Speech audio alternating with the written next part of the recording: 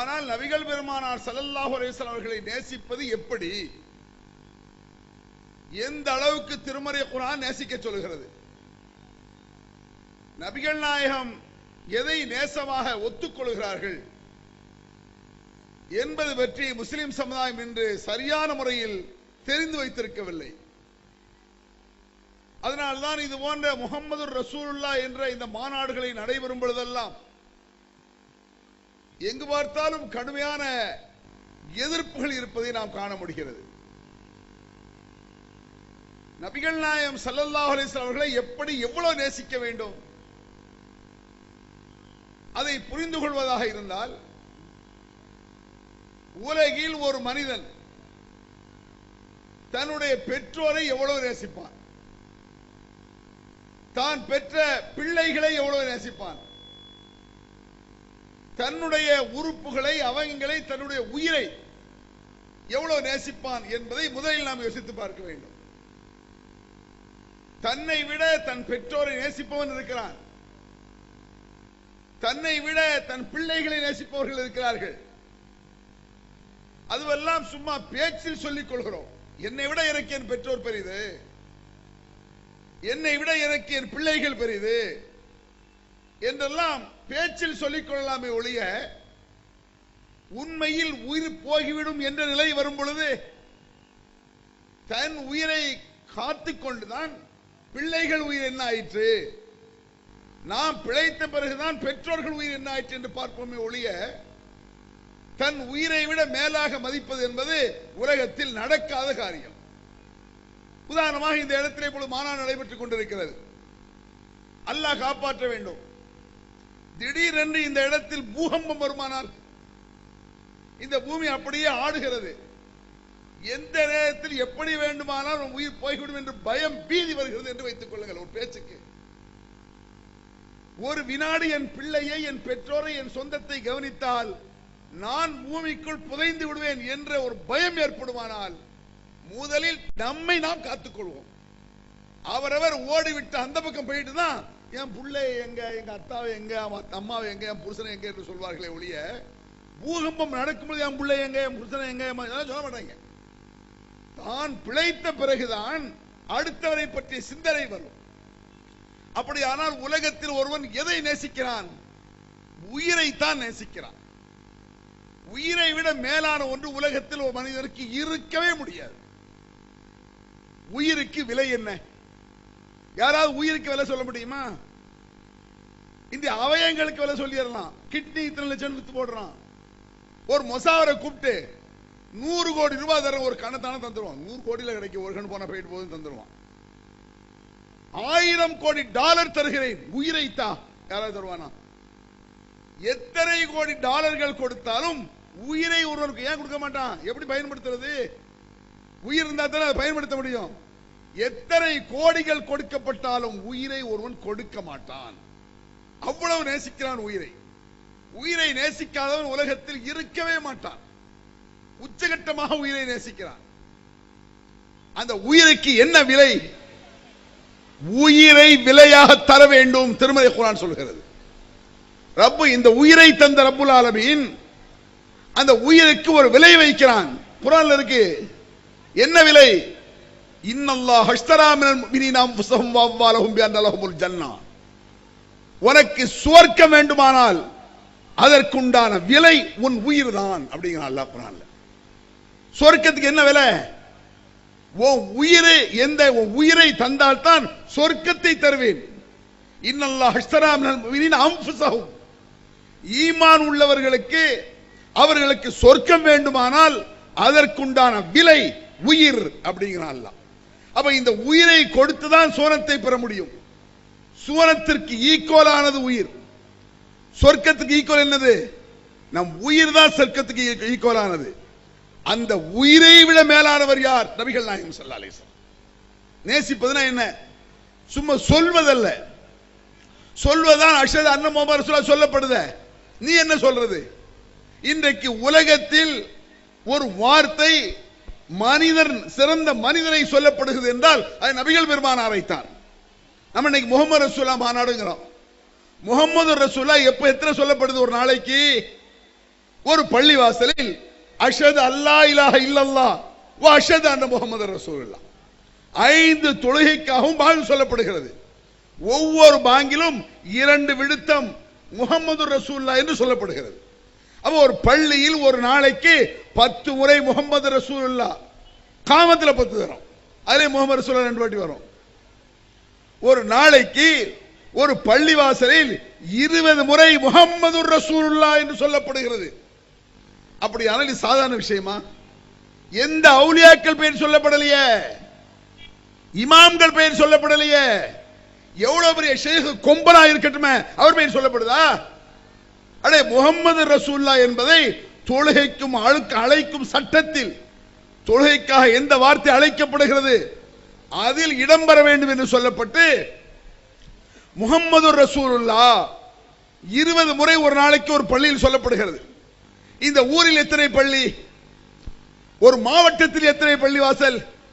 ஒரு மாநிலத்தில், இந்த நாட்டில், மொத்த உலகத்தில் எத்தனை கோடி பள்ளிவாசல்கள்?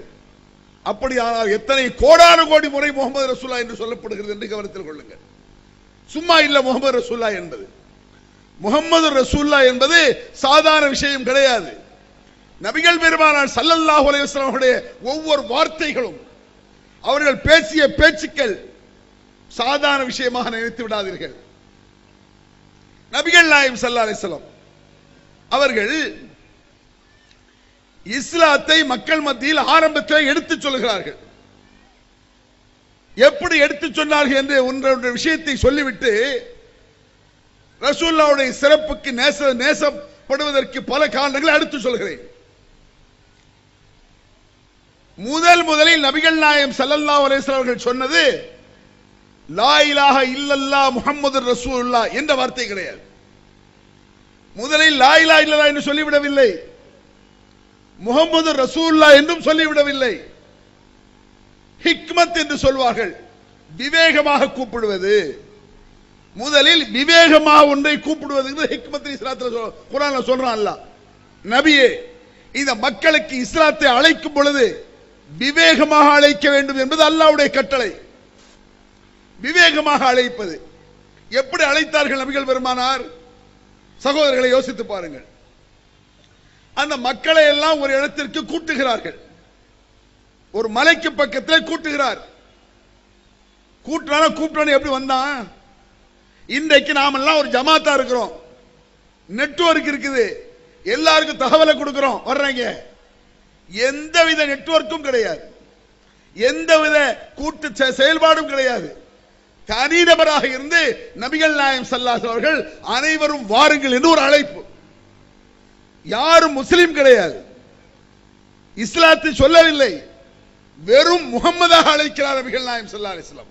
வாருங்கள், ஒரு விஷயம் பேச வேண்டியிருக்கிறது, ஒரு செய்தி இருக்கிறது, வாருங்கள் என்று பொதுவான அழைப்பை கொடுத்தார் நபிகள் நாயகம் ஸல்லல்லாஹு அலைஹி வஸல்லம் அவர்கள். அந்த மலைக்கு பக்கத்தில் எல்லாரும் வந்து கூடிட்டான். அபூலஹப் உள்பட, ரசூலுல்லாஹ்வுடைய சிறிய அபூலஹப் உள்பட சொந்தம் பந்தம் உற்றார் உறவினர் நண்பர் அனைவரும் ஒன்று திரள்கிறார்கள். என்ன முஹம்மது, எங்களை எல்லாம் ஏப்பா கூப்பிட்ட? உடனே நபிகள் பெருமானார் சொன்னார், இந்த மலைக்கு பின்னால் ஒரு மலை இருக்குது, மலையடி வாரத்தில் பேசுறாங்க ரசூல் ஸல்லல்லாஹு அலைஹி வஸல்லம். இந்த மலைக்கு பின்னால் பெருங்கூட்டம் உங்களை எல்லாம் ஒழித்து கட்ட வருகிறது என்று நான் சொல்கிறேன். ஒரு பேச்சுக்கு சொல்றாங்க, உங்களை எல்லாம் ஒழித்து கட்டுவதற்காக ஒரு கூட்டம் மலைக்கு பின்னால் இருந்து வந்து கொண்டிருக்கிறது என்று சொன்னால் நீங்கள் நம்புவீர்களா? உடனே அந்த மக்கள், இது என்ன இது கேள்வி? முகம்மதாகிய நீ சொல்லிவிட்டால் அதில் சந்தேகம் இருக்குமா? நாங்கள் பார்த்தால் கூட சந்தேகமாக இருக்கலாம், எங்கள் பார்வையில் குறை இருக்கலாம், உன் பேச்சில் குறை இருக்குமா? நீ சொல்லிவிட்டால் நிச்சயமாக கூட்டம் வருகிறது என்று நம்பி உன்னுடன் சேர்ந்து அவர்களை ஒழிக்க நாங்கள் தயாராகி விடுவோம். எதுக்கு இதை சொல்றாங்க ரசூல் ஸல்லல்லாஹு அலைஹி வஸல்லம்? ஏன் இப்படி சொல்ல வேண்டும்? முதலில் தன்னை பற்றி அந்த மக்கள் என்ன நினைக்கிறார்கள் என்பதை ஊர்ஜிதப்படுத்துகிறார்கள் நபிகள் நாயகம் ஸல்லல்லாஹு அலைஹி வஸல்லம். என்னை பத்தி நீங்க என்ன நினைக்கிறீங்க? நான் சொன்ன ஏதாவது பொய் இருக்குமா? நான் சொன்ன ஏதாவது புரட்டு இருக்குமா? ஏமாற்று வார்த்தைகளை நான் சொல்வேனா? சொல்ல மாட்டேன் அல்லவா? உள்ளதை உள்ளபடி சொல்லக்கூடியவன் நான் என்பதை நீங்கள் நம்புகிறீர்களா? என்று உறுதிப்படுத்துகிறார்கள் நபிகள் நாயகம் ஸல்லல்லாஹு அலைஹி வஸல்லம். அத்தனை மக்களும் ஆம் உண்மை உண்மை, நீ சொன்னால் உண்மைதான், அதை நாங்கள் போய் பார்க்க வேண்டிய அவசியம் இல்லை என்று சொன்ன பிறகுதான் லா இலாஹ இல்லல்லாஹ் முஹம்மதுர் ரசூலுல்லாஹ் என்று சொன்னார்கள். முதலில் என்னை நான் உண்மைதானே சொல்லுவேன், அதுல மாற்றில சரிதான என்று தன்னை பற்றி அவர்கள் என்ன நினைக்கிறார்கள் என்பதை ஊர்ஜிதம் செய்துவிட்டு லா இலாஹ இல்லல்லாஹ் முஹம்மதுர் ரசூலுல்லாஹ், அப்படியானால் அல்லாஹ்வை தவிர கடவுள் இல்லவே இல்லை, முஹம்மது ஆகிய நான் இறைவனுடைய தூதர் என்ற உண்மையை சொல்கிறேன். இதை சொன்ன மாத்திரம் என்ன செய்திருக்க வேண்டும்? உடனடியாக அடிபணிந்திருக்க வேண்டும். இதை கேட்ட மாத்திரத்தில் அனைவர்களுக்கும் கடுப்பாகி கொதித்து விட்டார்கள். அபூலஹப் எந்த அளவுக்கு கொதித்தான்? தப்பல்லக லிஹாதா ஜமாஅத்தனா, இதற்காக எங்களை எல்லாம் ஒன்று கூட்டினாய், நீ நாசமா போ என்று சொன்னான். நபிகள் நாயகம் ஸல்லல்லாஹு அலைஹி வஸல்லம் அவர்களை, முஹம்மது ரசூலுல்லாஹ்வை, தன் உடன் பிறந்த அப்துல்லாவுடைய மகனை நீ நாசமா போடா, அவன் நபிகள் பெருமான் மீது பிரியம் இல்லாமல் இல்லை, இதை சொல்வதற்கு முன்னால் உச்சகட்ட பிரியமானவனாக இருந்தான். பிரியம் என்றால் வரலாற்று குறிப்பில் உள்ள ஒரு செய்தி. ரசூலுல்லாஹ் பிறந்தாங்க, பிறந்த நேரத்தில் அப்துல்லாவிற்கு ஒரு குழந்தை பிறந்திருக்கிறது முகமது என்று ஒரு அடிமை பெண் அபூலஹபிடம் வந்து சொல்கிறாள். அந்த அடிமை பெண் அபூலஹபுக்கு சொந்தமான அடிமை பெண். உங்க தம்பி அப்துல்லாவிற்கு முகமது குழந்தை பிறந்திருக்கு, நீ பாத்தியா? ஆமா நான் பார்த்துட்டு வர்றேன். இந்த செய்தி எனக்கு சொன்னீல்ல, இன்றிலிருந்து நீ அடிமை இல்லை போ. அந்த அளவு சந்தோஷம், குஷி ஆயிட்டான். நான் அடிமையை உரிமை எடுறதுன்னா அவ்வளவு பெரிய விஷயமா? உண்மையில் பெரிய விஷயம். ஏன் தெரியுமா? அன்றைய காலத்தில் அடிமை என்பது இன்றைய காலத்தில் ஒரு சொத்துக்கு மதிப்புங்க. ஒரு 7-8 பிளாட் இருக்குன்னு வைங்க, 7-8 அடிமை இருந்தால் 7-8 பிளாட் இருக்கிற மாதிரி. 10 அடிமை இருந்தால் 10 காரு, சும்மா கிடையாது. 10 லட்சம் ரூபாய் கார், ஒரு கார் இருக்குல்ல, அதற்கு ஈக்குவலானது அன்றைய அடிமை. அவ்வளவு பெரிய சொத்து அது. நீங்க அடிமைனா வீட்டில் வேலை பார்த்து 100 ரூபாய் சம்பளம் வாங்குவானே, அது இல்லை. ஒரு அடிமை என்பது அன்றைய காலத்தில் மிக பெரும் தொகை, சொத்து அது.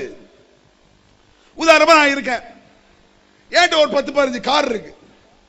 என் தம்பிக்கு குழந்தை பிறந்திருக்கு, என்னோட டிரைவரு அந்த குழந்தைய பார்த்துட்டு வந்து என் காரை கொண்டு வர்றான், ஓட்டிட்டு வர்றான். பாருங்க, உங்க தம்பிக்கு ஒரு பையன் பிறந்திருக்கான். அப்படியா? ஏன் தம்பிக்கா? நீ பாத்தியா? அந்த காரை வச்சுக்க. கிறுக்கன்னு நினைப்பான். அந்த அளவுக்கு உச்சகட்ட சந்தோஷம் இருந்தால்தான் இந்த ஒரு செய்திக்காக அவனாக கொடுப்பானா? கொடுத்தான். அவ்வளவு சந்தோஷம் அவனுக்கு, தலைகால் புரியவில்லை. எனத்த வேணாலும் கொடுத்துருவான். அப்ப அந்த குழந்தை பிறந்தது என்ற செய்திக்கு எவ்வளவு என்றால் அந்த குழந்தைக்கு எவ்வளவு கொடுத்திருப்பான், எவ்வளவு கொடுக்க தயாரா முன் வந்திருப்பான். இவ்வளவு சந்தோஷப்பட்ட அபூலஹப் தான் தப்பல்லக லிஹாதா ஜமாஅத்தனா, இதற்காக கூட்டி நீ நாசமா போ என்றான். ரசூலுல்லாஹ் நாசமா போன்றானே, ரசூலுல்லாஹ் நாசமா போன்னு சொல்ல எதிரிக்கும் மனசு வராதுங்க.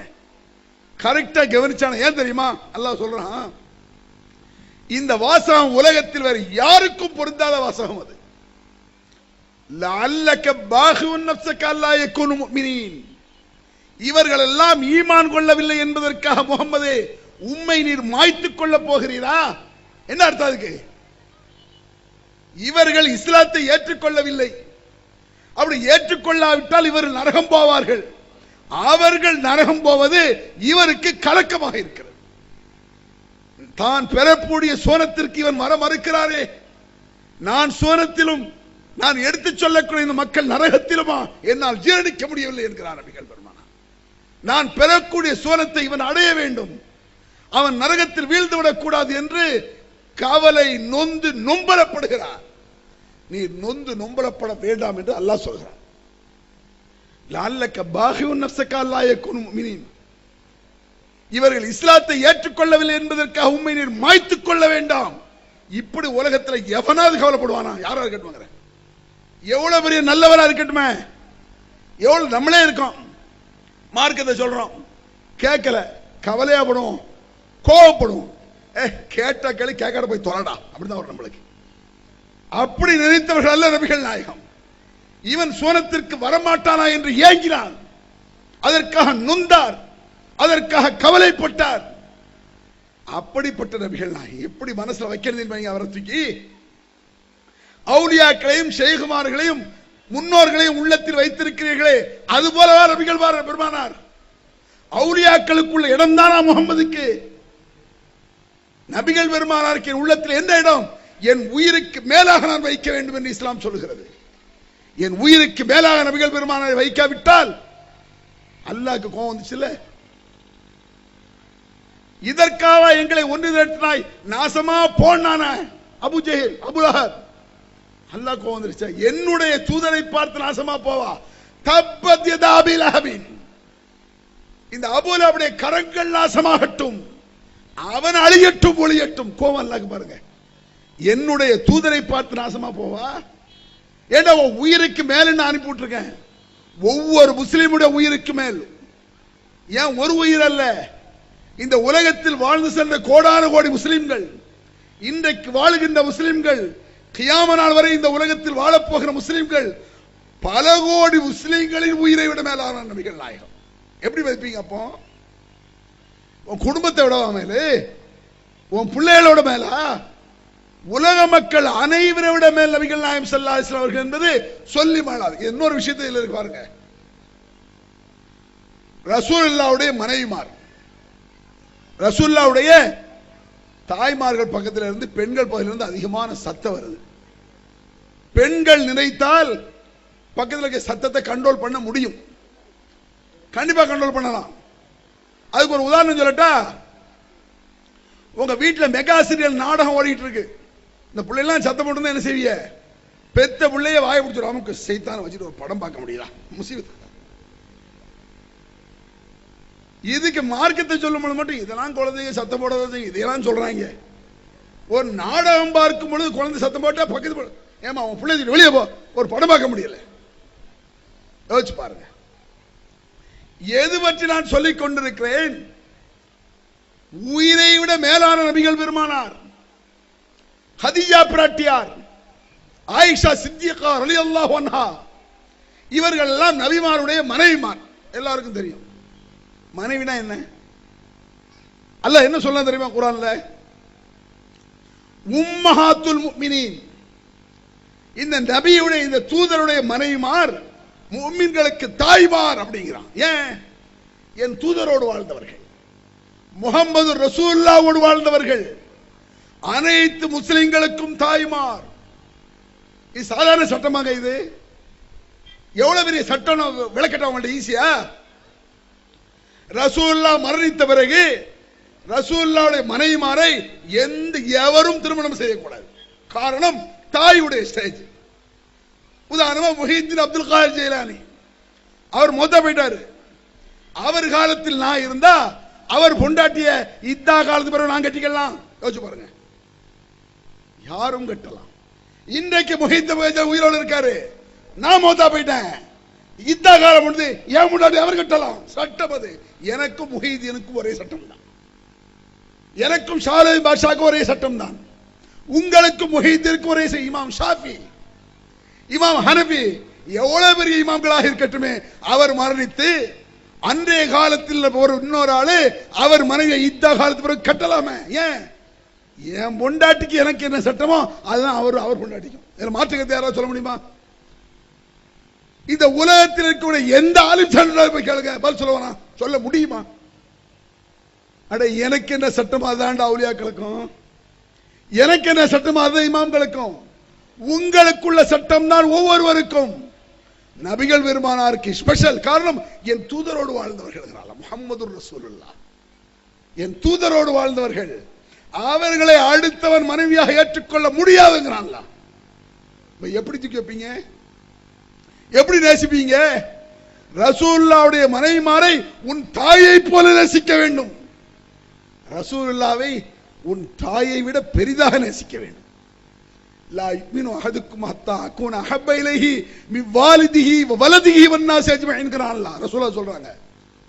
உண்மையான முஃமின் அவனுக்கு நான் நேசம் உள்ளவனாக இருக்க வேண்டும். எப்படி? அவன் பெற்றெடுத்த பிள்ளையை விட, அவனை பெற்ற பெற்றோரை விட, உலக மக்கள் அனைவரை விட அவனை விட நான் அவனுக்கு பிரியமானவனாக இருக்க வேண்டும். எனக்கு என்னை பிடிக்குமா முகமது ரசூலை பிடிக்குமா? முதலில் முகமது ரசூலை தான் பிடிக்கும். அப்படி சொல்லாவிட்டால் முஸ்லிம் இல்லை. உமா அர்சல்னாக இல்லா ரஹ்மத்தல் லில் ஆலமீன்ங்கறான் அல்லாஹ். எல்லா ஆலிம்ஸாம் பேசுறான் இத. உமா அர்சல்னாக இல்லா ரஹ்மத்தல் லில் ஆலமீன். இந்த ரசூல், இந்த முகம்மது உலகத்திற்கே அருள் கொடை. ஒரு துஆ செய்ய, ரஹமத்தை செய்ய அல்லாஹ், பரக்கத் செய்ய அல்லாஹ். ரசூலுல்லாஹ்வே ரஹமத் தான்ங்கறான். அவுலியாக்களே சொல்றான்ல, முஹிதீன் ரஹமத் எங்க இருக்கா? பெரிய ஷேഖ்மார் ரஹமத்தா? ரசூலுல்லாஹ் முஹம்மது ரசூலுல்லாஹ் உலகத்திற்கு ரஹமத், உலகத்திற்கே அருள் கொடை. கொஞ்சம் யோசிச்சு பாருங்க, யாரை தூக்கி முன்னால வைக்கணும்? நீங்க யாரை முன்னால வச்சிட்டு இருக்கிறான் இன்னைக்கு? அவுலியாக்கள் என்றார் யார்? நான் கேட்கிறேன். அவுலியாக்கள் இருக்கிறார்கள் யார்?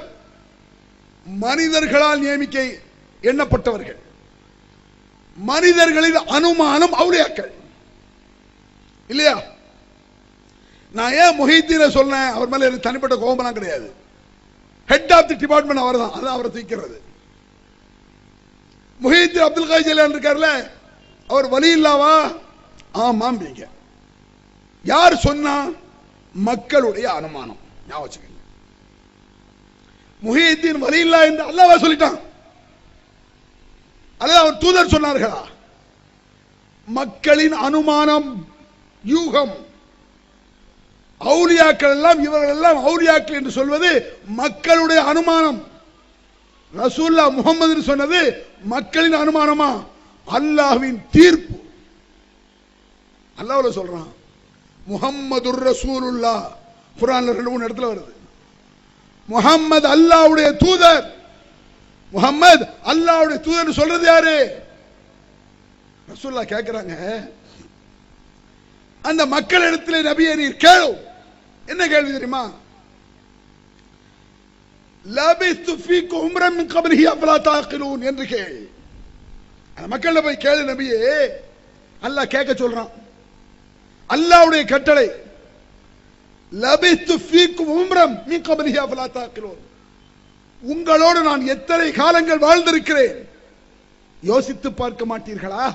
குர்ஆன்ல இப்படி வசனம் இருக்கு. வசனத்துக்கு அர்த்தம் என்ன? உங்களோடு நான் வாழ்ந்திருக்கிறேன், யோசித்து பார்க்க மாட்டீர்களா? என்ன அர்த்தம் இருக்கு? என்ன குறை கண்டீர்கள் அர்த்தம். நபி ஆவதற்கு முன்னால் 40 ஆண்டுகளாக உங்களோடு தான் வாழ்ந்தேன், என்ன குறை கண்டீர்கள்? ஒரு பொய் பித்தலாட்டத்தை பார்த்திருப்பீர்களா? ஒரு அநியாயம், ஒரு மோசடி, ஒரு கெட்ட குணம், ஒரு புறம் பேசுதல், ஒரு கோல் சொல்லுதல், ஒரு பொய் பித்தலாட்டம், எதனை கண்டீர்கள்? நானா இதை தூதர் என்று பொய் சொல்ல போகிறேன்? நானா கடவுளை சொல்லி ஏமாற்ற போகிறேன்? நானா இறை தூதர் என்று உங்களை கெடுக்க வருகிறேன்? இதுவரையில் என்ன குறை கண்டீர்கள்? ஒருதன் பதில் சொல்ல முடியலையே. நம்ம அப்படி கேட்க முடியுமாங்க? இந்த ஊர்ல நான் கேட்டலாம், சொந்த ஊர்ல கேட்க முடியாது. அவரை ஊர்ல போய் நான் உங்களோடு வாழ்ந்திருக்கிறேன், என்ன குறை கண்டீர்கள்? இவன் அடேங்கப்பான்றான். யாரும் இதை கேட்க முடியாது. இன்றைக்கு திருந்திருந்தாலும் ஒரு காலத்தில் அப்படின்றான்ல, நபி ஆவதற்கு முன்னாலேயே பண்பில் குறை கிடையாது. இறை தூதராக ஆவதற்கு முன்னால் பண்பில் குறை கிடையாது. அபூஜஹில் இடத்தில் போய் முகம்மது ஒரு பைத்தியக்காரன்னா, ஆமாம்பா. முகம்மது இஸ்லாம்னு சொல்லி மக்களை குழப்புறாருன்னா, ஆமாம்பா. முகம்மது ஒரு பொம்பளையை கைப்பிடிச்சு எழுத்துறாருன்னா, அதெல்லாம் இருக்காது. புரியுதா உங்களுக்கு? ரசூலுல்லாஹ்வுடைய பண்பில் குறை சொன்னால் எதையும் ஏற்றுக்கொள்ள மாட்டார்கள். அப்பேற்பட்டது ரசூலுல்லாஹ்வுடைய வாழ்க்கை. சும்மா கிடையாது. முகம்மது இறை தூதர் என்றால் சாதாரண விஷயம் கிடையாது. எப்படிப்பட்ட விஷயத்தை அல்லாஹ் சொல்றான். அது மட்டுமல்ல, ரசூல் ஸல்லல்லாஹு அலைஹி வஸல்லம் அவர்கள் எத்தனையோ செய்தி ஹதீஸ்ல இருக்குங்க. மா மஸ்ஸத் யது ரசூலுல்லாஹ் யதம்ராத்தின் கத்து ஹதீஸ்ல. இந்த முஹம்மது ரசூல் ஸல்லல்லாஹு அலைஹி வஸல்லம் அவர்களுடைய விரல் அந்நிய பெண்ணுடைய விரலில் தற்செயலாக கூட பட்டதில்லை. 23 ஆண்டுகள் கவனமாக கவனித்து யாரையாவது ஒரு பொம்பளை லேசா தொட்டான அதை வச்சு ஓச்சிருவான். என்ன போகிற டீயை வாங்குற மாதிரி ஒரு டீயை வாங்குற மாதிரி கை தொடுறாங்கல்ல, ஏன் சொல்லணும்? சில பேர் கேள்வி வைப்பாங்க. நம்ம மதுரை கொழுந்தியா வீட்டுக்கு போனா அங்க டீ கொடுக்கும் பொழுது அவங்க விரல் நம்ம கையில படுத குற்றங்களா சேட்டை, இது குற்றம்னு தெரியாதா? தெரியும். ஏதாவது ஒரு சால்சாவில் லைட்டா டச் பண்ணது இல்ல. இந்த டச் ரசூலுல்லாஹ் வாழ்க்கையில கிடையாது. வேற யாருக்கா இந்த உத்தரவாதம் தர முடியுமாங்க? இந்த கேரண்டி ஒருவருக்கு தர முடியுமா? எப்படிப்பட்டவரை தூக்கி முன்னால் வைக்கிறோம்? உயிருக்கு மேலானவர், பண்பில் உச்சமானவர், அல் அமீன் நம்பிக்கைக்குரியவர், பிறர் இஸ்லாத்தை ஏற்று சோனம் வரமாட்டார்களா என்று ஏங்கியவர். எத்தனை மேற்றுகள்! இப்பேற்பட்ட நபிகள் நாயகம் ஸல்லல்லாஹு அலைஹி வஸல்லம் அவர்கள் திருமறை குர்ஆன் நீங்க பாருங்க. நான் சொல்வது குர்ஆன்ல என்ன எப்படி இருக்குன்னு பாருங்க. அப்படியே பொத்தம் வேகமா குர்ஆன் வசனத்தை கவனிக்காதீங்க. அந்த வசனத்தினுடைய சாரம் வஜத்னா அலைஹி ஆபானா, உலகம் தோன்றிய நாளிலிருந்து எல்லா மக்களும் இறை தூதரிடம் சொன்ன வார்த்தை இது.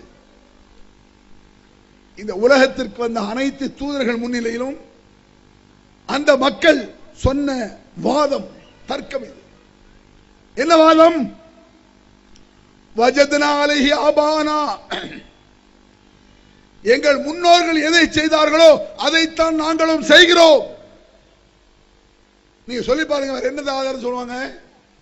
ஏன் மௌலிதை ஓதுகிறீர்கள்? ஏன் பாத்தியா ஓதுறீங்க? இருப்பதை கேட்டால் அப்படி சொல்ல மாட்டாங்க. வச்சுக்கோங்க, இருப்பா தெரியுதா? உங்க அக்கம் பக்கத்துல போய் கேளுங்க, ஏன் நோம்பு நோக்கிறீங்கன்னு கேளுங்க. என்னது, ரமலான்ல நோம்பு பிடிப்பாங்கல்ல, எதற்காக நோம்பு பிடிக்கிறீர்கள்? அல்லாஹ் குர்ஆன்ல நோம்பு பிடிக்க சொல்றாங்களா அப்படின்றாங்க. ஏன் ஐவேளை தொழுகிறீர்கள்? அல்லாஹ் குர்ஆன்ல சொல்லியிருக்கான்ல. ஏன் ஸலவாத் சொல்றீங்க? ரசூலுல்லாஹ் சொல்லியிருக்காங்கல்ல. இருப்பதை கேட்டால் கரெக்டா சொல்லுவாங்க. இல்ல இஸ்லாத்தில் இல்லாத ஒன்றை கேளுங்கள். ஏன் மௌலித் ஓதுகிறீர்கள்? அல்லாஹ் சொல்றாங்க முன்னோர்கள் செஞ்சாங்கல்ல. அப்பவே ஃப்ராட் நுழைகிறோம். தொழுகையை கேட்கும் பொழுது உடனடியாக அல்லாஹ் சொன்னதை ஏற்றுக்கொண்டவர்கள். நோன்பை சொல்லும் பொழுது இமாம்களை ஷேഖை சொல்லுங்க, ஏன் நோன்பு வைக்கிறீங்க? முன்னோர்கள் செய்ய அப்படி சொல்ல மாட்டாங்க. அல்லாஹ் சொல்றான். மக்கள் என்ன ஆரிஃபிட்ட போய் கேளுங்க, அஜர்ட்ட போங்க. ஏன் அஜர்த்து? நோன்பு நோக்கிறது கடமையா? ஆமா. அதுக்கு என்ன அஜர்த்து ஆதாரம்? குத்திபாலைக்கும் சியாம் கமா குத்திபால் அல்லதின் கபலிக்கும் லஅல்லக்கும் தத்தகூன். முன்னால் உள்ள மக்கள் மீது நோன்பு கடமையாக்கப்பட்டது போல உங்கள் மீதும் கடமையாக்கப்பட்டது அல்லாஹ் சொல்றானப்பா அப்படின்றார். தொழுகை கடமையா? ஆமா. இன்ன ஸலாத்த கானத் அலல் முஃமினீன கிதாபம் மவ்கூத்தா, அடிப்பாரு குர்ஆன் வசனத்தை. தொழுகை குறித்த நேரத்தில் ஈமானுள்ளவர்கள் தொழ வேண்டும் என்பது கடமை அப்படின்றார். அஜர்த்து மௌலித் கடமையா? ஆமா. அதுக்கு என்ன ஆதாரம்? முன்னோர்கள் அவுலியாக்கள். ஏன் உடனே குர்ஆன் சொன்னியே? இருந்தது சொன்ன. அப்ப கோபப்பட மாட்டான். ஏன்ட்ட கேள்வி கேட்கிறியா? மௌலித் கேட்டா என்னிடத்தில் கேள்வி கேட்கிறாயா? பதில் இல்லை, ஆதாரம் இல்லை. இருப்பதை சொல்லும் பொழுது ஏற்றுக்கொள்வார்கள். இதற்கு ஆதாரம் இல்லை. நபிகள் நாயகம் ஸல்லல்லாஹு அலைஹி வஸல்லம் அவர்கள் எத்தனை விஷயத்தில் முரண்பாடு இருப்பதை நீங்கள் பார்க்கலாம். நபிகள் நாயகம் ஸல்லல்லாஹு அலைஹி வஸல்லம் அவர்கள் இந்த உலகத்தில் மாபெரும் தாக்கத்தை ஏற்படுத்தியவர். நபிகள் நாயகம் ஸல்லல்லாஹு அலைஹி வஸல்லம் முஹம்மதுர் ரசூலுல்லாஹ் என்று 2-3 இடத்தில் திருமறை குர்ஆன் சொல்கிறது. சும்மா தூக்கி நீங்க முன்னால வைக்க வேண்டிய அவசியம் இல்லை. ஒரு மேட்ரு பாருங்க. ரசூல் ஸல்லல்லாஹு அலைஹி வஸல்லம் அவர்கள்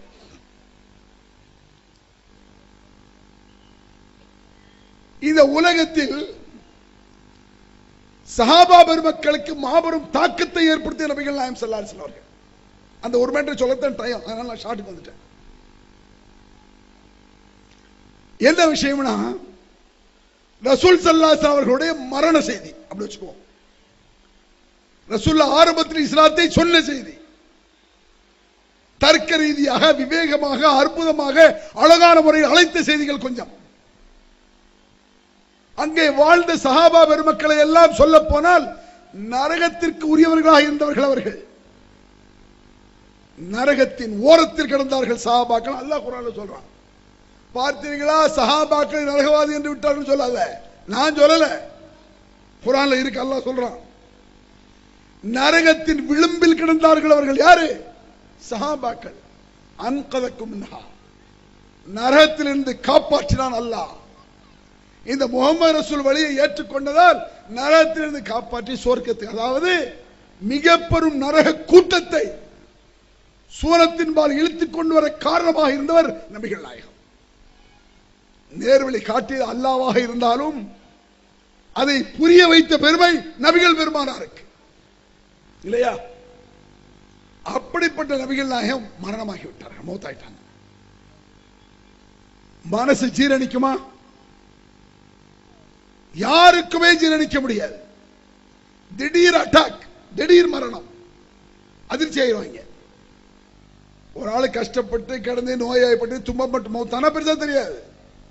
நானே இருக்கேன், நாளைக்கு ஊர்ல போய் உங்களுக்கு செய்தி வருது, அப்துல் ரஹ்மான் மௌத்தா போயிட்டு வராங்க. அப்படியா அப்படின்றீங்க. நேத்தானே பேசினாரு, நேத்தான உயிரோடு இருந்தார், உயிரோடு தான் சாவுவான், செத்தவனா திருப்பி வந்து சாவுவான். ஆனாலும் திடீர் கேள்வி அதிர்ச்சி ஆகிவிடும் நமக்கு. அப்படியா, இன்னார் இல்லாஹி அப்படி சொல்லுவோம். மரணம் என்பது அதிர்ச்சி செய்தி கிடையாது. இன்னா லில்லாஹி வ இன்னா இலைஹி ராஜிஊனுக்கு முஸ்லிம்களுக்கு அர்த்தம் தெரியவில்லை. அது என்ன அர்த்தம்? மௌத்தா போயிட்டாருன்னா இன்னா லில்லாஹி, எல்லாரும் மௌத்தா போத்தோம், இது ஒன்றும் ஆச்சரியம் இல்லை. நானும் மௌத்தா போவேன், கவலைப்படாது. அவரா மூத்தா போயிட்டாரு, ஏன் மூத்தா போனாரு அப்படிங்கிற கேள்வி அல்லது.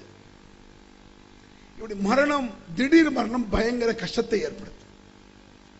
சஹாபாக்களுக்கு ஏற்பட்ட நபிகள் பெருமானார் மரணித்து பாடி மையத், ரசூலுல்லாஹி மையத் என்று சொல்லிவிட்டார்கள். இதையும் நான் சொல்லவில்லை, திருமறை குர்ஆன் சொல்கிறது, இன்னக மையத்துன், நபியே நீர் ஒரு மையத். குர்ஆன்ல இருக்குப்பா. எந்த அல்லாஹ் இந்த உயிரை விட மேலானவர் சொல்லுகிறானோ, அந்நபிய அவுலா பில் முஃமினீன மின் அன்ஃபுஸிஹிம், முஃமின்களுக்கு தங்கள் உயிரை விட மேலானவர் என்ற இந்த நபியை தான் இன்னக மையத்துன், நபியே நீர் ஒரு மையத், இன்னஹும் மையத்துன், அவர்கள் அனைவரும் மையத்துகள் தான். அதாவது மௌத்தாக கூடியவர்கள், மரணம் வரும். இங்க இருக்கிற எல்லாருமே மையத்து தான், ஞாபகம் வச்சுக்கோங்க. மையத்துனா மௌத்தா போன பிறகு மட்டும் மையத்து இல்லை, யாருக்கெல்லாம் மரணம் வருமோ அவர்கள் எல்லாம் மையத்துன்னு அரபியில் சொல்லலாம். நம்ம எல்லாருமே மையத்து தான், எல்லாரும் மௌத்தாக கூடியவர்கள், மரணம் வரும். அது சொல்றான் அல்லாஹ், இன்னக்க மையத்துன், நீனும் மரணிக்க கூடியவர் தான். அந்த ரசூல் ஸல்லல்லாஹு அலைஹி வஸல்லம் மரணித்து விட்டார்கள். சஹாபா பெருமக்கள் தன்னிலை மறந்து விட்டார்கள், கதறி விட்டார்கள். மாயையாக இருந்தது சஹாபா பெருமக்களுக்கு. ரசூலுல்லாஹ் மரணிக்கவில்லை. சில பேர் வீட்டில் பார்த்திருக்கீங்களா, திடீர்னு புள்ள மூத்தாயிட்டா, என் புள்ள சாவல, என் புள்ள சாவல அப்படிமாங்க, பார்த்திருக்கீங்களா? பைத்தியம் பிடிச்ச மாதிரி ஆயிரும். திடீர்னு மரணமாயிட்டா எப்படி, மௌத்துல நல்லதான் இருக்கு, முடிச்சுட்டு தான் இருக்கான், படிக்க சொல்றாங்களா இல்லையா? நபிகள் பெருமானார் மரணித்த பிறகு சஹாபாக்களில் பெரும்பாலானவர்கள் முஹம்மதுக்கு மரணம் இல்லை, மௌத்தாகவில்லை. அந்த நேரத்தில் அபூபக்கர் சித்திக் ரலியல்லாஹு அன்ஹு அவர்கள் வருகிறார். இந்த இடத்துல ஒரு மேட்டரை சொல்லிட்டு இந்த சான்றை வைக்கிறேன். முன்னோர்கள் மூதாதையர்கள் சொல்றோம்ல, வஜத்னா அலைஹி ஆபானா, எங்கள் முன்னோர்களை எதில் கண்டோமோ அதைத்து நாங்கள் பின்பற்றோம்னு சொல்றான்ல, அவ்வளவு கான ஆபாஹும் லா யகிலூன ஷையம் வலா யஹ்ததூன். முன்னோர்கள் அறிவில்லாதவர்களாக நேர்வழி பெறாதவர்களாக இருந்தாலுமா முன்னோர்களை இவர்கள் பின்பற்ற போகிறார்கள். குர்ஆன் கேட்குது. அதாவது ஷாஃபி இமாம் முன்னோர், ஹனபி இமாம் முன்னோர், முஹித்தீன் போல வலியில்லாக்கள் முன்னோர்கள், இவர்களைத்தான் நாங்கள் பின்பற்றுவோம் அப்படின்னு சொல்றான்ல. இவர்கள் வழிகட்டவர்களாக இருந்தாலுமா இவர்கள் பின்பற்ற போகிறார்கள்? இது கேள்வி. உடனே நம்ம பார்த்து கேள்வி கேட்போம், அப்ப ஷாஃபி இமாம் வழிகட்டவரா, ஹனபி இமாம் வழிகட்டவரா, முஹித்தீன் வழிகட்டவரா? இது ஒரு கொஸ்டின். வழிகட்டவரா இல்லையான்னு எப்படி கண்டுபிடிக்கிறது? ஷாஃபிமா வழிகட்டவரா இல்லையா கண்டுபிடிக்கலாம். ஹனபிமா வழிகட்டவரா வழி பெற்றவரா கண்டுபிடிக்கலாம். முஹித்தீன் வழிகட்டவரா இல்லையா கண்டுபிடிக்கலாம். எப்படி? தான் சொன்ன ஒரு செயலுக்கு ஆதாரம் குர்ஆனில் காட்டினால் வழிகட்டவர் இல்லை. ஷாஃபிமா ஒரு சட்டத்தை சொல்றார், ஹனபிமா ஒரு சட்டத்தை சொல்றார், முஹித்தீன் அப்துல் காதிர் ஜீலானி ஒரு சட்டத்தை சொல்றார். இஸ்லாத்துல சட்டத்தை சொல்லி அதற்கு ஆதாரமாக குர்ஆனில் காட்டுகிறார் அல்லது நபி வழியில் காட்டுகிறார். அப்படி காட்டினால் அது வழிகேடு இல்ல, நல்ல வழி, நபி வழி. அப்படி காட்டாவிட்டால் வழிகட்டவர்கள் தான். அதான் குர்ஆன் சொல்லுது. அது மட்டுமல்ல, அவருக்கான ஷைத்தான் எதோஹும் இலாதா பிஸ்ஸஈர், முன்னோர்கள் வழி என்று சொல்கிறார்களே, ஷைத்தான் இவர்களை நரகத்தின்பால் அழைத்தாலுமா இவர்கள் ஷைத்தான் சொல்லை கேட்க போகிறார்கள். அதாவது தான் செய்த ஒரு செயலுக்கு குர்ஆனில் ஆதாரம் காட்டவில்லை, நபி வழியில் ஆதாரம் காட்டவில்லை என்றால் அவர் சொல்லக்கூடிய செயல் ஷைத்தான் வழிதான் குர்ஆன் சொல்லுது. இப்ப பாருங்க, ரசூலுல்லாஹ் மௌத்தாயிட்டாங்க. சஹாபாக்கள் எல்லாம் ரசூலுல்லாஹ் மரணிக்கவில்லை என்று சொல்கிறார்கள். உமர் அவர்கள் முஹம்மது ரசூலுல்லாஹ் இறந்து விட்டார் என்று யாராவது சொன்னால் தலையை கொய்து விடுவேன் என்று சொல்லுகிறார், வெட்டி போடுவோம் அப்படிங்கிறார். என்னமோ வெட்டி குத்து சாயம் நினைக்கிய உமர் சொல்றாரு, அப்படி வெட்டி போடுவேன். எதுக்கு? முஹம்மது ரசூலுல்லாஹ் மௌத்தாகி விட்டார் என்று சொன்னால் கொன்னே போடுவேன் அப்படிங்கிறார். அப்படி சொல்லிட்டு அதுக்கு ஆதாரம் காட்டல. ரசூலுல்லாஹ் மௌத்தாகலன்னு சொல்லி குர்ஆன்ல ஆதாரம் காட்டல, ஹதீஸ்ல ஆதாரம் காட்டல, சும்மா சொல்றார். சஹாபாக்கள் அமைதியா இருக்காங்க. அந்த நேரத்தில் அபூபக்கர் சித்திக் அவர்கள் வருகிறார், வெளியூர்ல இருந்து வர ஒரு கொந்தளிப்பை பார்க்கிறார், அசாதாரணமான நிலையை பார்க்கிறார். ரசூலுல்லாஹ் மௌத்தாகி கிடக்கிறாங்க, மௌத்தாகல என்று ஒரு பயங்கரமான பேச்சு நடைபெறுவதை பார்க்கிறார். யாரு? அபூபக்கர். உமர் கர்ஜிக்கிறார், அபூபக்கர் வருகிறார். வந்து என்ன செய்றாங்க தெரியுமா? அபூபக்கரே ரசூலுல்லாஹ்வுடைய நெற்றியிலே முத்தமிட்டார். ரசூலுல்லாஹ் பாடி கிடக்கல, நெத்தியில முத்தமிடுறாரு. திபத ஹய்யம் வ மய்யிதா, உயிரோடு இருக்கும் பொழுது நறுமணம் கமழ்ந்தீர்கள், மையித்தன் இறந்த பிறகும் நறுமணம் கமழ்கிறீர்கள். மையித்தாயிட்டாங்க சொல்றார். என்ன சஹாபாக்கள் மௌத் ஆகலன்னு கந்தளிச்சிட்டு இருக்கிறான். அந்த நேரத்தில் அபூபக்கர் சித்திக் வந்துட்டு ஸ்ட்ராங்கா நின்னுகிட்டு, திபத ஹய்யன், உயிரோடு இருக்கும் பொழுது மனமாக இருந்தீர்கள், இறந்த பிறகு பாடி நாரி போயிருமில்ல, அது ரசூலுல்லாஹ்க்கு இல்ல, மத்த பாடி தான். உங்க பாடி நாரி போயிடும், ஏன் பாடி நாடும், அவுலியாக்கள் பாடி நாரி போயிடும். ரசூலுல்லாஹ் பாடி அப்படி கிடையாது. அத சொல்றார் அபூபக்கர் சித்திக், திபத ஹய்யம் வ மய்யிதா, உயிரோடு இருக்கும் பொழுது நறுமணம் கமழ்ந்தீர்கள், மையித்தன் இறந்த பிறகும் நறுமணம் கமழ்கிறீர்கள் அப்படின்னு சொல்லிட்டு ஆதாரம் காட்டுறார். மற்ற சஹாபாக்கள் சொல்லிட்டு சும்மா இருந்தாங்க, அப்படி இருக்கல. அவங்க எல்லாம் மௌத் ஆகலன்னு சும்மா சொல்லிட்டு இருக்காங்க. ஒவ்வொரு சித்திக்கு மௌத் ஆயிட்டாருன்னு சொல்றாங்க. முஹம்மதுக்கு மௌத் உண்டு அப்படின்னு நிரூபிக்கணும்ல. ஒமா முஹம்மது இல்லா ரசூல், அப்பவும் இந்த முஹம்மது ரசூலுல்லாஹ் தான் வருது. முஹம்மது ரசூலுல்லாஹ் இருக்குல்ல, அந்த இடத்துல சொல்லப்படுது என்ன? ஒமா முஹம்மது இல்லா ரசூல், இந்த முஹம்மது அல்லாஹ்வுடைய தூதர் தான். ரெண்டு விஷயத்துல இருக்கு. இவர் அல்லாஹ்வுடைய தூதர் தான், அல்லாஹ் நினைச்சுக்காத, அதனால தூதர் இல்லைன்னு நினைச்சாது. அதுக்காக அல்லாஹ்வுடைய தன்மை இல்லை அவருக்கு, தூதர் இல்லாமலும் இல்லை, தூதர் தான். உமா முஹம்மதுன் இல்லா ரசூல், இந்த முஹம்மது அல்லாஹ்வுடைய தூதர் தான் ஒரு செய்தி. அதற்காக அல்லாஹ் போல மௌத்தாக மாட்டாருன்னு நினைச்சாத. எப்படிப்பட்ட சட்டம்?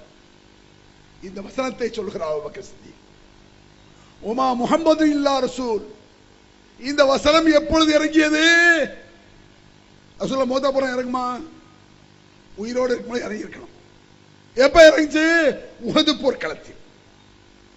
உஹது போர்க்களத்தில் நபிகள் நாயகம் ஸல்லல்லாஹு அலைஹி வஸல்லம் அவர்கள் ஒரு மயக்கமிட்டு கீழே விழுந்த நிலையில் பிறகு ரசூலுல்லாஹ் மயக்கம் தெளிந்த பிறகு இறங்கிய வசனம் இது. ஏன் இறங்கிச்சு? அப்பவும் இப்படிதான். ரசூலுல்லாஹ் மௌத்தாயிட்டாங்கன்னு சஹாபாக்கள்லாம் வேகம் குன்றி விட்டது, போர்க்களத்தில் வேகம் குன்றி விட்டது.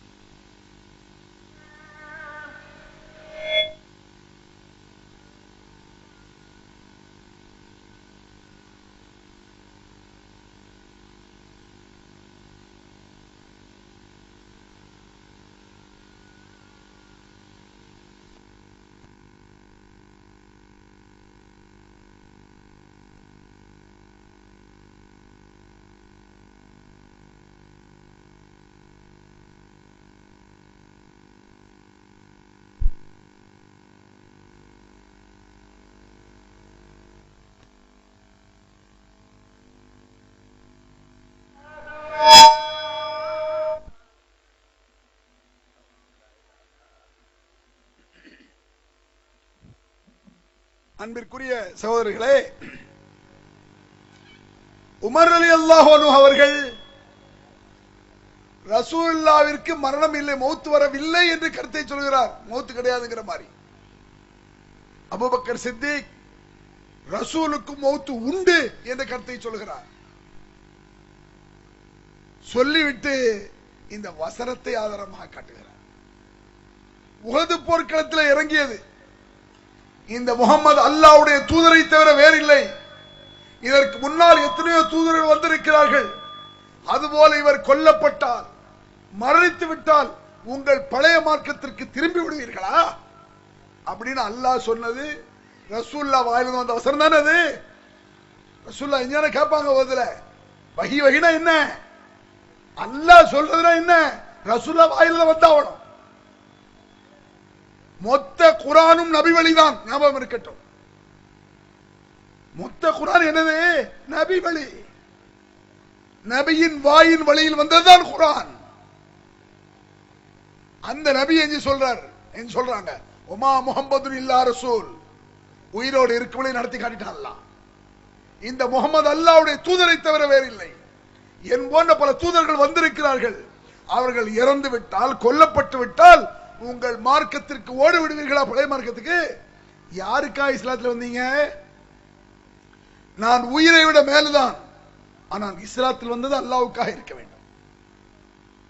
நானே அல்லாஹ்வுக்காகத்தான் தூதராக இருக்கிறேன் என்று இந்த வசனத்தை அபூபக்கர் சித்திக் அவர்கள் ஓதுகிறார்.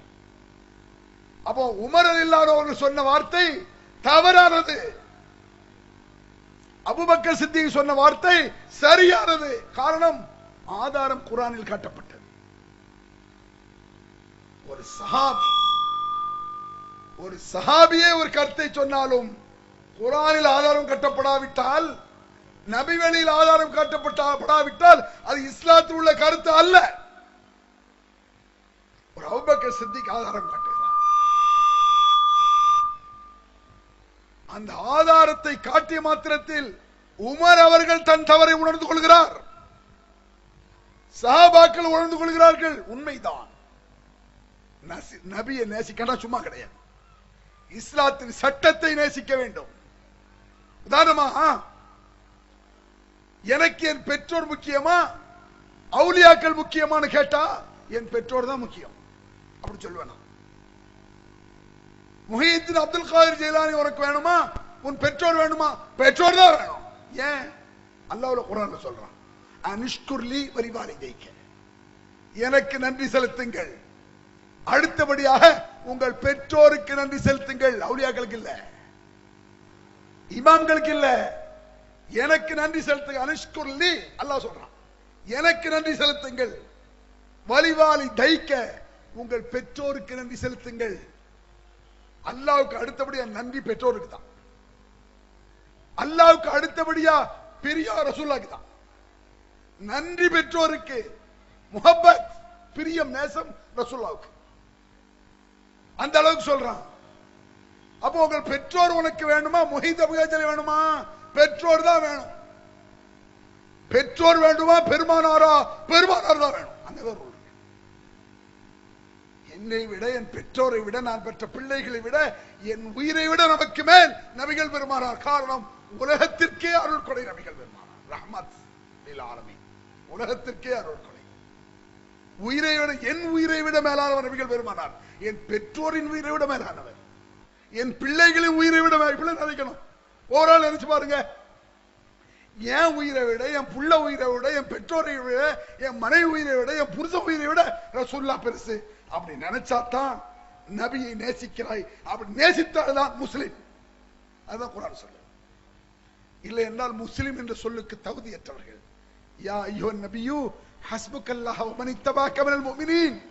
நபியே, உமக்கும் உன்னை பின்பற்றிய முஸ்லிம்களுக்கும் அல்லாஹ்வாகிய நான் போதுமானவன். புரியுதா? அல்லாஹ் போதுமானவன் என்று சொல்வதற்கு தகுதி யாருக்கு? நபியை பின்பற்றியவன் தான் ஹஸ்புனல்லாஹ் என்றே சொல்ல வேண்டும். வசனம் இருக்கு அப்படி.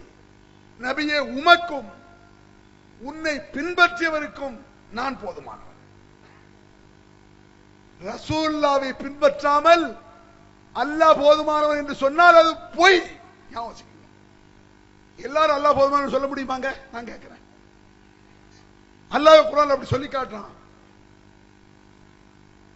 உதாரணமா ஹஸ்புனல்லாஹ் இருக்கு, அல்லாஹ் போதுமானவன். ஒருத்தன் திருட்டு ஓடுறான், அப்படி வச்சுக்கிடுங்க. ஒரு முஸ்லிம் அவனை பிடிச்சி 4 அறை போடுறான். அவன் என்ன அடிக்கல, எனக்கு அல்லாஹ் போதுமானவன். திருடிட்டு அல்லாஹ் குத்திடுவான். தகுதி இல்லை.